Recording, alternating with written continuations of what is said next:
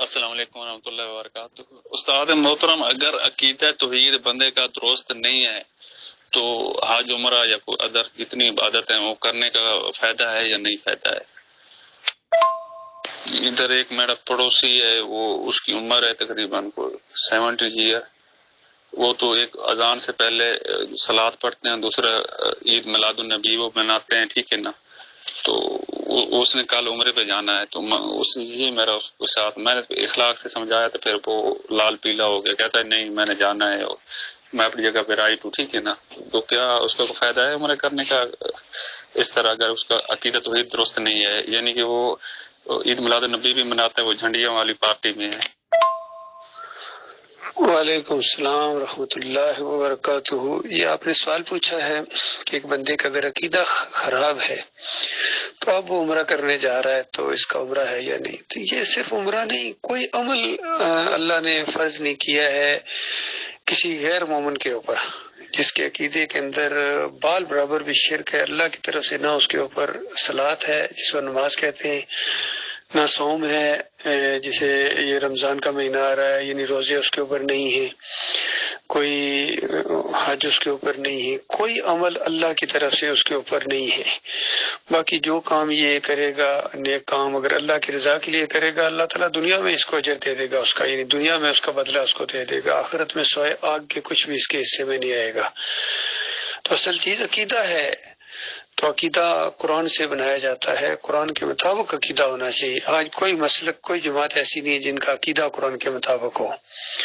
بریلویوں کے پاس جاؤ تو نبی علیہ السلام حاضر ناظر ہیں، دم دم پڑھو درود حضرت بھی ہے موجود، پکارو یا رسول اللہ، پھر ہر نظر و نیاز ہر مزار کے اوپر جھکتے ہیں، یہ سب کچھ ان کے عقیدے ہیں۔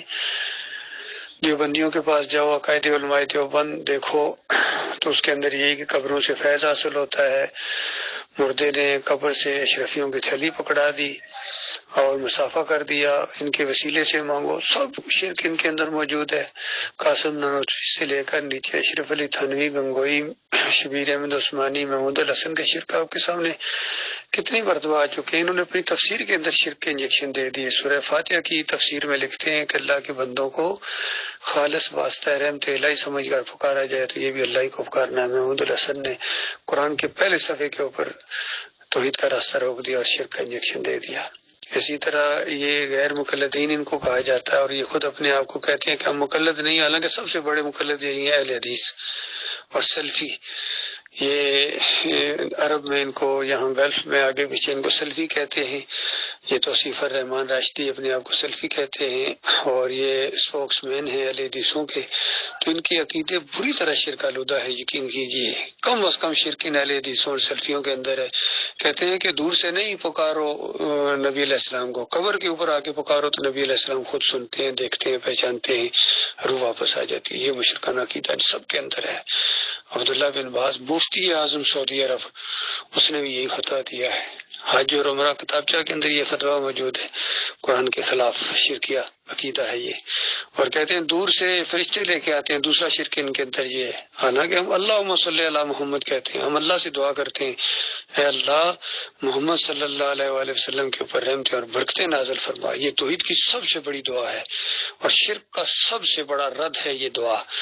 اس آخری امت کے لیے اللہ تعالیٰ نے یہ طریقہ نکالا تھا، لیکن یہ غور نہیں کرتے ہیں۔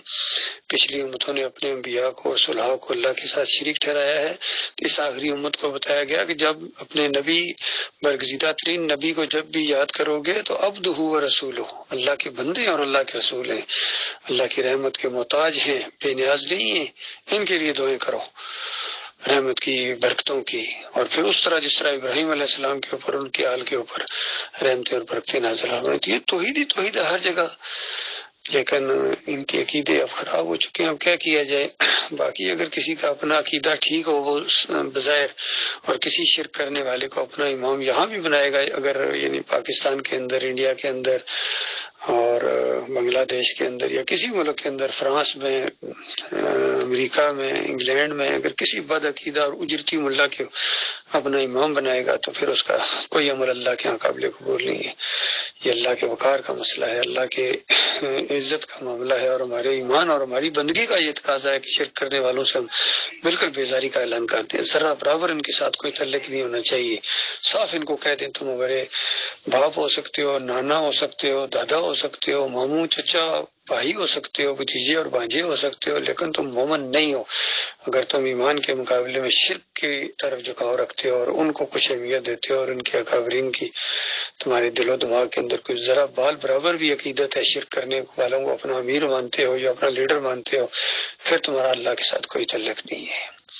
ایسے لوگوں کے ساتھ ہمارا بھی کوئی تعلق نہیں ہے، یقین کیجیے۔ صرف دعوت کے حد تک ہم ان کو دعوت دیتے رہیں گے، مانیں گے اپنا بھلا کریں گے، نہیں مانیں گے تو جہنم کی آگ کے اندر ان کو جلنا پڑے گا، ہمیشہ کی آگ کے اندر۔ اللہ اس کو خطرناک انجام سے اپنی پناہ میں رکھے۔